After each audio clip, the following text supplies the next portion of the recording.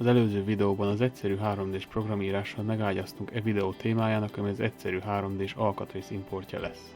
Ugyan a 3D-s felület jobban segíti a gépkezelő munkáját automatikus szerszámozással, több tényezőt figyelembe vevő hajlítási sorrend számítással, szemléletesebb az, hogy hány darab szerszámot milyen elosztásban érdemes felszerelni, illetve az alkatrész forgatása is egyértelműbb, mégis a lényegi különbséget a 3D-s STEP és IGS fájlok importálása jelenti.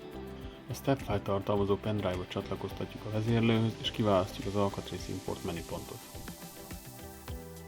Megnyílik egy új ablak, alól a Drive menüpontra nyomva kiválasztjuk a megfelelő meghajtót, kijelöljük a kívánt fájlt, majd Select. Ezután választunk neki egy anyagminőséget és importáljuk. Amennyiben a 3D-s fájlunk megfelelő, azaz hajlítási vonalak, rádiuszok, anyagvastagság és más egyéb értelmezhető a szoftver számára, az kiterítve megjeleníti a szerszámgépünk grafikájával együtt.